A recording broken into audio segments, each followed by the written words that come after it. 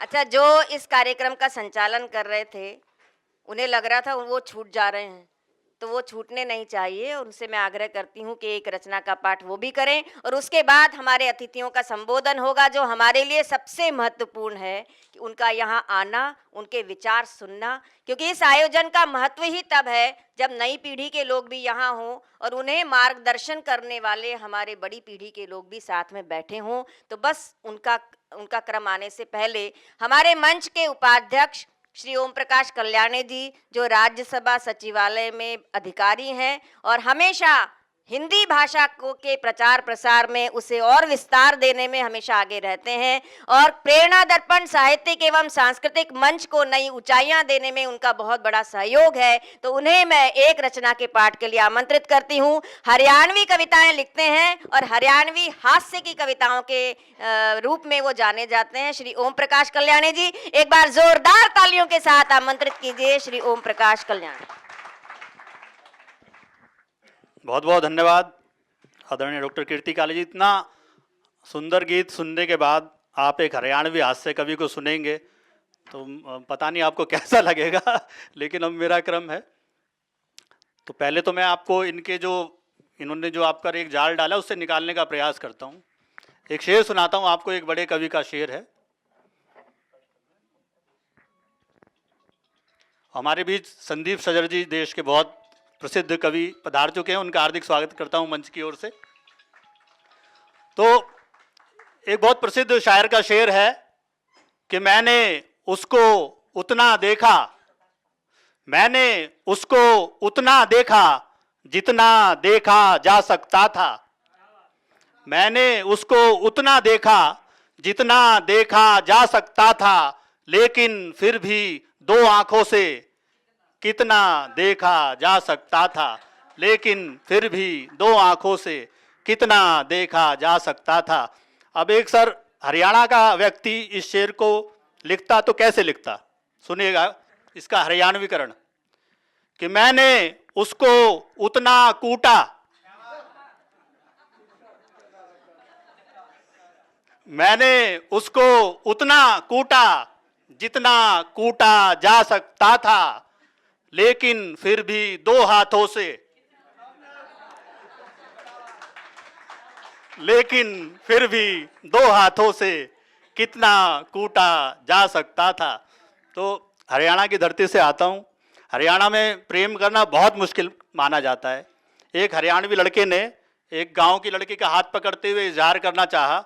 उसने उससे कहीं से शायरी सीख के बोला कि कोई महकी हुई हवा कह दूं, कोई महकी हुई हवा कह दूं, अपने हर दर्द की दवा कह दूं, और मुझको तो कुछ समझ नहीं आता मेरे महबूब तुझको क्या कह दूं, मुझको तो कुछ समझ नहीं आता मेरे महबूब तुझको क्या कह दूं। और हरियाणा की लड़की एक सविता सावी जैसी थी, उसने क्या जवाब दिया उसको, वो कहती है कि कैसे तूने मुझे छुआ कह दे, क्या तेरी अक्ल को हुआ कह दे, और खाप का कुछ तो खौफ खा मजनू, खाप का कुछ तो खौफ खा मजनू, हूं तेरे गांव की बुआ कह दे, हूं तेरे गांव की बुआ कह दे। तो हमारे यहाँ हरियाणा में इस तरह का वो रहता है। मैं हरियाणवी हास्य कविताएं लिखता हूँ, लेकिन आज देश के इतने बड़े बड़े कवि यहाँ मौजूद हैं, तो मैं एक व्यंग रचना आपके सामने रखना चाहता हूँ। एक कुत्ते और आदमी के बीच एक काल्पनिक संवाद है और समाज की विद्रूपताओं को पेश करने की कोशिश है उसके माध्यम से। और ये कविता किसी जीवित या मृत व्यक्ति से संबंधित नहीं है, ये डिस्क्लेमर मैं पहले ही दे दूं। ये काल्पनिक कविता है। कविता कुछ इस तरह है कि मेरा एक दोस्त है भोला, मेरा एक दोस्त है भोला, एक दिन भोला अपने प्यारे कुत्ते रॉकी से बोला, सुन यार रॉकी, तुझे कुत्ता बनाकर भगवान ने की है बहुत नाइंसाफी, वो तुझे कुत्ता ना बनाकर इंसान बनाता तो बहुत मजा आता, हम दोनों साथ साथ खाते पीते और सोते, और तुम हमेशा भौं भौं करके ऐसे ना रोते, हम दोनों साथ साथ खाते पीते और सोते, और तुम हमेशा भौं भौं करके ऐसे ना रोते। रॉकी बोला, माना कि जानवर हूं पर मेरे जज्बातों से ऐसे ना खेलो, और इंसान कहने से कहीं अच्छा है तुम मुझे दो चार गालियां ही दे लो, इंसान कहने से कहीं अच्छा है कि तुम मुझे दो चार गालियां ही दे लो, तुम इंसानों ने तरक्की खूब की है, पर तुम अपना विवेक खोते जा रहे हो। अरे हम जानवरों में तो फिर भी इंसानियत बची है, तुम इंसान आज जानवर होते जा रहे हो। हम जानवरों में तो फिर भी इंसानियत बची है, तुम इंसान आज जानवर होते जा रहे हो। क्या तुमने कभी सुना है कि कोई कुत्ता बम विस्फोट करके अपने साथी कुत्तों को मार आया हो? ये काम सिर्फ आदमी करता है। क्या तुमने कभी सुना है कि कोई कुत्ता बम विस्फोट करके अपने साथी कुत्तों को मार आया हो, या फिर किसी कुत्ते ने शैम्पू से दूध बनाया हो, या फिर किसी कुत्ते ने गरीब जनता की जेब काटी हो और अपने किसी रिश्तेदार को फ्री की रेवड़ियां बांटी हो? किसी कुत्ते ने कभी कोई स्कैम भी नहीं किया है, ना इन ढोंगी बाबाओं की तरह अपने भक्तों को धोखा दिया है। अरे हमारा हर साथी तुम्हारी रक्षा के लिए रातों तक को जागा है, और हम में से कोई कुत्ता बैंकों का कर्जा लेके विदेशों को नहीं भागा है, और हम में से कोई कुत्ता बैंकों का कर्जा लेके विदेशों को नहीं भागा है। हम तो जिस घर में खाते हैं उससे सदा वफादारी निभाते हैं। तुम्हारी तरह अपनी खुफिया सूचनाएं बेचने आईएसआई के पास नहीं जाते हैं। हम तो जिस घर में खाते हैं उससे सदा वफादारी निभाते हैं।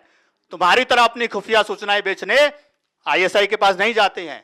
ये माना हम कुत्तों ने तुम इंसानों को बहुत बार काटा है, पर हमने अपने स्वार्थ के लिए इस जनता को धर्म और जातियों में नहीं बांटा है। पर हमने अपने स्वार्थ के लिए इस जनता को धर्म और जातियों में नहीं बांटा है। मैं जानता हूं मेरी ये बात तुम्हें बिल्कुल नहीं सुहाएगी। अरे गोलगप्पे और समोसे खाया करो, एक दिन कृपा जरूर आएगी। मैं जानता हूं ये मेरी बात तुम्हें बिल्कुल नहीं सुहाएगी। अरे गोलगप्पे और समोसे खाया करो, एक दिन कृपा जरूर आएगी। और सुना है तुम हम कुत्तों का बहुत मजाक उड़ाते हो और कहते हो कि शादी के बाद तुम भी हम जैसा बन जाते हो। तो सारे पति हंस भी नहीं पा रहे हैं बेचारे। और सुना है तुम हम कुत्तों का बहुत मजाक उड़ाते हो और कहते हो कि शादी के बाद तुम भी हम जैसा बन जाते हो। वैसे सच कहें तो इस पत्नी नाम की सबला से तो हम भी डरते हैं, इसलिए भूलकर कभी शादी नहीं करते हैं। इसलिए भूलकर कभी शादी नहीं करते हैं। और मेरा दोस्त टॉमी बता रहा था कि तुम्हारे यहां आजकल लिव इन का जमाना है। मेरा दोस्त टॉमी बता रहा था कि तुम्हारे यहां आजकल लिव इन का जमाना है। अरे तुम्हारे लिए ये कॉन्सेप्ट नया होगा। अरे तुम्हारे लिए ये कॉन्सेप्ट नया होगा, हमारे यहां तो बहुत पुराना है। लेकिन फिर भी हमने सदा वफादारी और ईमानदारी की जिंदगी जी है, और किसी कुत्ते ने पिल्ला पाने की आशा में कभी कोई भ्रूण हत्या भी नहीं की है।